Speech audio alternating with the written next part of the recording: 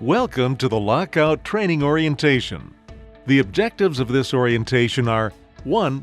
To assure that all team members are not injured as a result of sudden, unexpected machine motion or release of energy. 2. To establish requirements for the lockout of potential hazardous energy during service and maintenance of equipment. And 3. That all potential hazardous energy is isolated and locked out prior to team members performing any servicing or maintenance activities. Machines and equipment with potential for unexpected energization, motion, startup, or release of stored energy can cause injury or death. So it's critically important that all team members and outside contractors who maintain or service this equipment be trained. Lockout is a life-saving rule. Life-saving rules reinforce what team members and contractors must know and do to prevent a serious injury or fatality. The rules are about improving our safety culture and protecting everyone who works at Herman Miller. Life-saving rules help address human issues like fear, complacency, and lack of trust that can stop us from challenging unsafe practices and situations. There are many cases when you're required to lock out equipment when servicing, cleaning, or maintaining equipment. 1. Where unexpected startup could occur. 2. When you're required to remove or bypass a safety device. 3. When entering into a guarded area. 4. When you're exposed to hazardous energy. 5.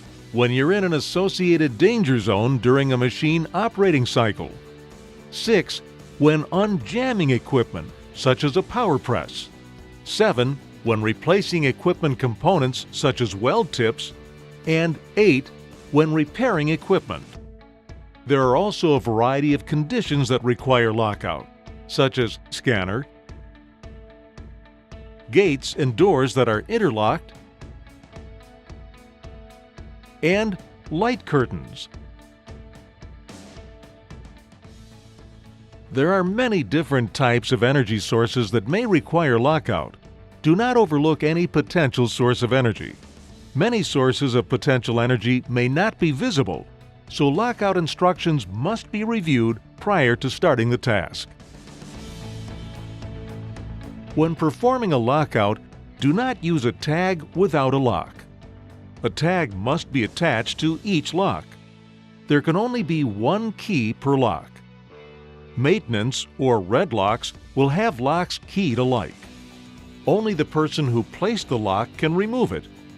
A hasp must be used when more than one person is required to lock out. All locks are color-coded.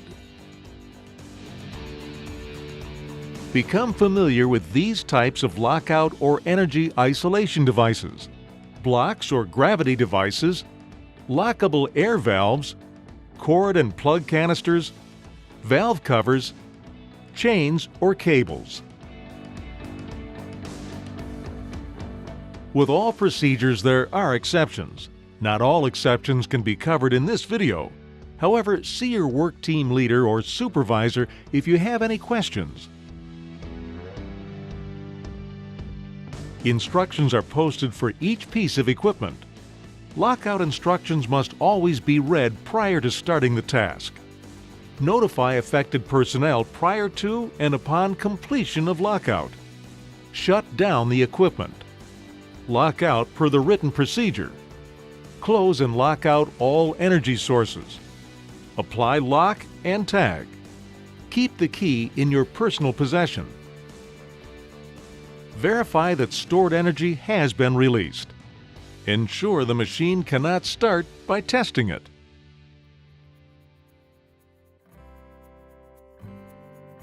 Replace the secure guards. Remove locks, hasps, tags, and other devices. Notify affected team members that the lockout work is completed.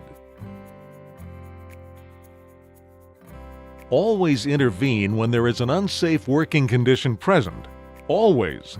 Yours may be the last opportunity to stop a rule break from becoming an injury or fatality. If the unsafe act persists, or if the violation jeopardizes people's lives, immediately notify the person in charge of the work activity or your direct supervisor. We must create and maintain a culture where we address unsafe acts and situations proactively. We cannot allow unsafe acts to go unaddressed. A lockout review request form must be filled out if there's a deviation from the approved lockout document posted on the equipment and/or machine, or if the document is missing. It's important that Herman Miller live up to its regulatory responsibility. Lockout is a major cause of industrial fatalities and must be taken seriously. If you intentionally violate lockout rules, appropriate disciplinary actions will be taken to avoid future incidents. Annual reviews will be conducted to ensure the effectiveness of the written lockout program. Thank you for viewing this video. If you have any questions, please contact your work team leader or supervisor.